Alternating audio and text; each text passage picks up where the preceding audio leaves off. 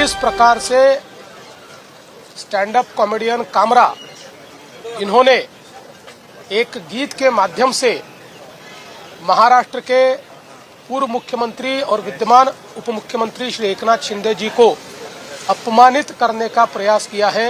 एक गाना जो है इस वक्त बहुत बड़ा विवाद खड़ा कर चुका है और ये जो गाना है उसके दो बोल गाकर हम आपको सुनाते हैं।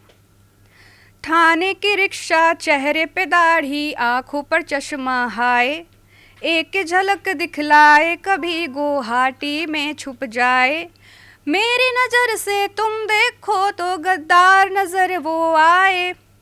ये जो गाना है स्टैंड अप कॉमेडियन कुणाल कमरा जी ने गाया है, उनके ये बोल है और इस गाने ने इतना बड़ा विवाद खड़ा कर दिया है कि हर तरफ इसके वीडियो वायरल हो रहे हैं और सुर्खियों में बना हुआ है।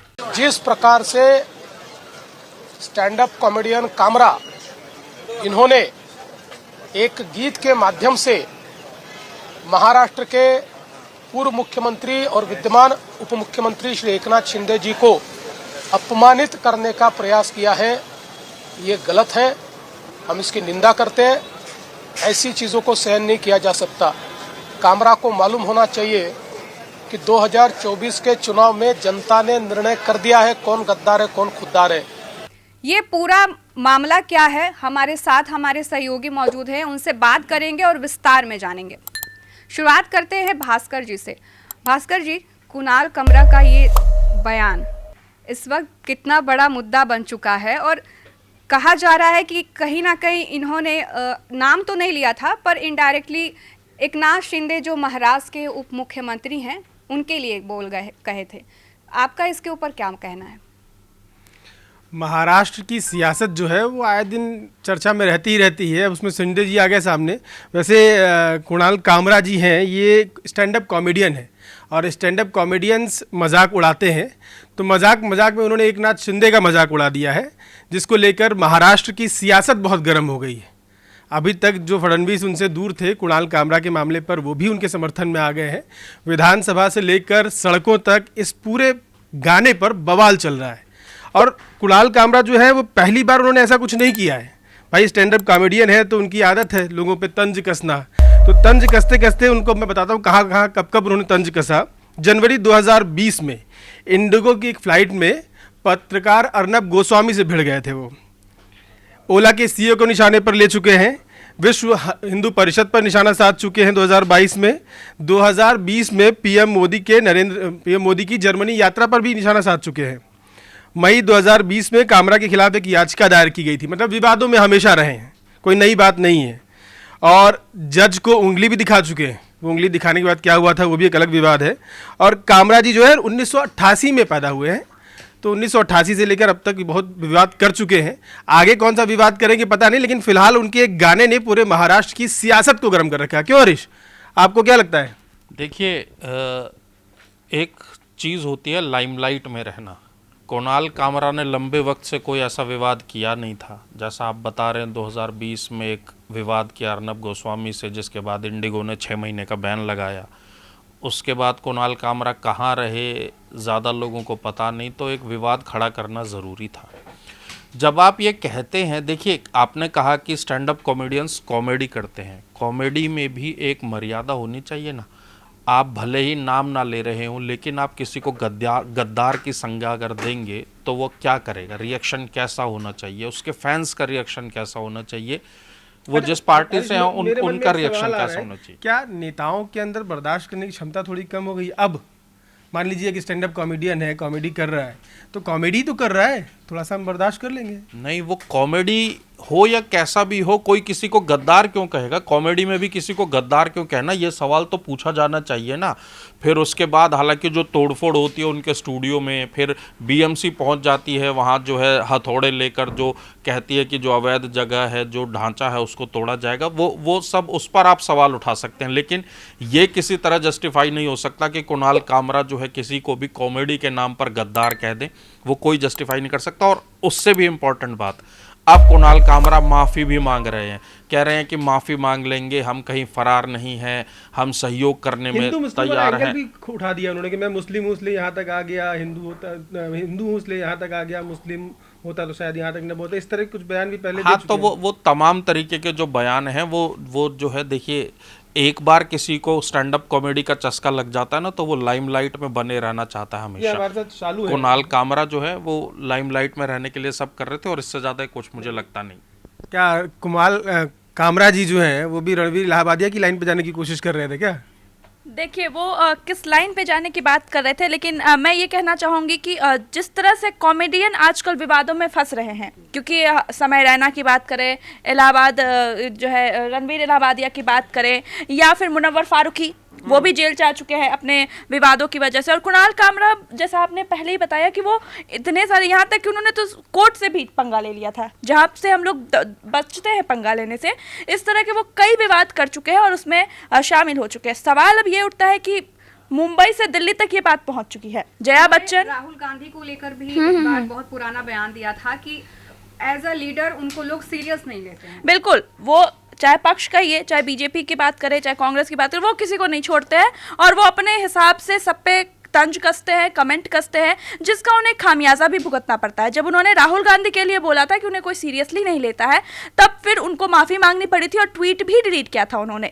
और ऐसे ही कई विवाद उनसे जुड़े हुए रहते हैं, कभी किसी पत्रकार को कुछ कह देते हैं, कभी किसी को कुछ कह देते हैं, और इस तरीके से जया बच्चन भी वैसे तो कुणाल कामरा के सपोर्ट में ही आई है। जया बच्चन का कहना है कि बातचीत करते हुए जया बच्चन ने ये कहा कि जिस तरह से गद्दार कह दिया गया है, ये कोई शब्द नहीं है मतलब प्रतिक्रिया देने वाला, और इस तरह से तोड़फोड़ करने वाला मामला नहीं है।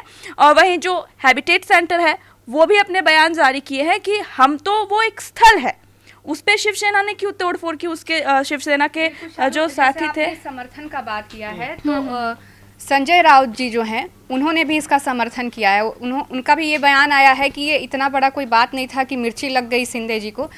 तो इस पर आप क्या कहेंगे? नहीं, वो कंगना रनौत की बात पे उनको बहुत मिर्ची लगती है। तो खैर रूबी है हमारे साथ। रूबी, तुमको क्या लग रहा है, स्टैंड अप कॉमेडियंस जो मजाक करते हैं उसकी वो अपनी मर्यादाओं से बाहर निकल रहे हैं बार बार? ज़रूरी है निकलना? क्या ये सही है या गलत है? हाँ, सच बात है, ये बहुत बड़ा मुद्दा बनता जा रहा है। जैसे कि अभी रणबीर इलाहाबादिया का नाम लिया, तो कुणाल कामरा का अब जो कंपैरिजन है वो समय रैना से कर दिया गया है। बयान दिया गया है कि समय रैना वाली लाइन पर चलने लगे हैं कुणाल कामरा। और जैसा कि शालू ने बताया कि उनका विवादों से पुराना नाता है, इससे पहले वो पक्ष विपक्ष कुछ नहीं देखते, वो लगातार बोलते रहते हैं। और उनके अलावा और बहुत सारे ऐसे कॉमेडियंस हैं जो पॉलिटिक्स से रिलेटेड बोलते रहते हैं, जो कि शायद गलत भी है, क्योंकि अब आप देख सकते हैं किस तरह से मुद्दा बनता जा रहा है। सही बात है कि स्टूडियो में तोड़फोड़ शायद नहीं करनी चाहिए थी, मुझे भी ऐसा लगता है, क्योंकि वो बस एक प्लेटफॉर्म है जहां पर लोग खड़े होकर बोल रहे हैं। तो ये सोचने वाली बात है। खड़े होकर बोल रहे हैं पर कुछ ऐसे बोल देते हैं जिससे विवाद खड़े हो जाए, तो फिर लोग। मैं कहना चाहूंगी कि जो दी हैबिटेट सेंटर है उन्होंने इस पर रिएक्ट किया है कि हम तो जब, अब मान लीजिए ये मेरी प्रॉपर्टी है, इस पर अगर आप आके कुछ कहना चाहते हैं तो आप उस पर अपनी बात रख सकते हैं, इसमें मेरी क्या गलती है? मुझे क्या पता कि आप क्या बोलने वाले हैं? यही हैबिटेट सेंटर बोल रहा है कि इसमें हमारी क्या गलती है। इस हिसाब से तो हम किसी को प्लेटफॉर्म नहीं देंगे, हम किसी को अपना जगह प्रदान नहीं करेंगे कि आप अपनी बात रखिए, क्योंकि तोड़फोड़ उसका खामियाजा हमें भुगतना पड़ता है। उसका खामियाजा जो होटल में हुआ था, उनके मालिकों को सब बोल रहे हैं कि आपने जगह दी, आपने जगह दी। अब उनके मालिकों की इसमें क्या गलती है? ये भी एक बड़ा सवाल है कि जो शिवसेना के समर्थक थे उन्होंने जो है वहां पे जाके तोड़फोड़ की, उनके प्रॉपर्टी को नुकसान पहुंचाया। ये तो सही चीज नहीं है ना। जो बोल रहा है आप उसके खिलाफ एफआईआर तो हो गई। आप बता दें कि एफआईआर हुआ है, 2 एफआईआर हुआ है वहाँ पे। एक तो कुणाल कामरा के खिलाफ हुआ है अवमानना का, जो उन्होंने गलत शब्दों का, आपत्तिजनक शब्दों का इस्तेमाल किया। दूसरा एफआईआर शिवसेना के समर्थकों के खिलाफ भी हुआ है, क्योंकि उन्होंने वहाँ पर तोड़फोड़ की है। शायद मेरे हिसाब से जितनी मुझे जानकारी है 11 लोगों के खिलाफ जो है एफआईआर हुआ है, क्योंकि उन्होंने तोड़फोड़ की है और दूसरों की संपत्ति को नष्ट किया है। और यही चीज़ सब लोग बोल रहे हैं कि तोड़फोड़ करना तो सही नहीं है ना, क्योंकि ऐसे ही नागपुर एक बार जल चुका है औरंगजेब वाले मामले पे, और अब कुणाल कामरा कॉमेडियन की वजह से भी ये चीज़ होना बर्दाश्त नहीं किया जाएगा। पर जैसा कि भास्कर जी, पिछले बार समय रैना, रणवीर इलाहाबादिया, उसके बाद भी क्या कुणाल कामरा जी को सीख नहीं मिली थी? कहीं ना कहीं उन्होंने ये जानबूझकर ही किया है, क्योंकि एक बार जब कोई विवाद बन गया था स्टैंड अप कॉमेडी को लेकर, तो क्या थोड़े संभल कर बोलने की ज़रूरत नहीं थी उन्हें? नहीं, मेरे ख्याल से देखिए बहुत सारे शोज़ आते हैं जिसमें हम नेताओं को पर तंज कसते हैं। अगर आप अखबार पढ़ती होंगी तो अखबार में हाँ मर्यादा का ध्यान रखना चाहिए।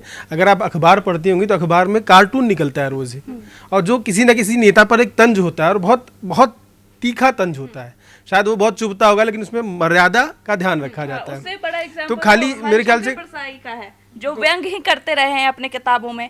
तो नहीं, एक लेखक को एक पत्रकार को या एक स्टैंड अप कॉमेडियन को अपनी बात कहने की आज़ादी होनी चाहिए, और वो हमारे देश में हमको लग रहा है समय रैना और रणबीर इलाहाबादी और अब कामरा को देखने के बाद, लेकिन उसकी मर्यादा होनी चाहिए, वो मर्यादा के अंदर होना चाहिए। गद्दार शब्द का इस्तेमाल अगर ना करते, कुछ और कर लेते मेरे यार, और कुछ भी बोल देते तो शायद उनकी तुकबंदी भी रह जाती और शायद इतना बड़ा विवाद भी ना होता। लेकिन बहुत दिन से लाइमलाइट में कोई नहीं होता है तो शायद अपने व्यूज़ बढ़ाने के लिए और सब चीज़ें जो पहले हम पिक्चरों के लिए बोलते थे ना, पब्लिसिटी स्टंट, तो आजकल वो स्टैंड अप कॉमेडियंस भी करने लगे हैं, ऐसा लग रहा है मुझे।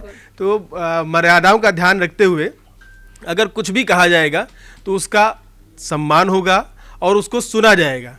खाली पब्लिसिटी के लिए कामरा की तरह आप विवादों के बीच में घिरेंगे तो विवाद होगा, बवाल होगा, जिसकी कोई ज़रूरत नहीं है।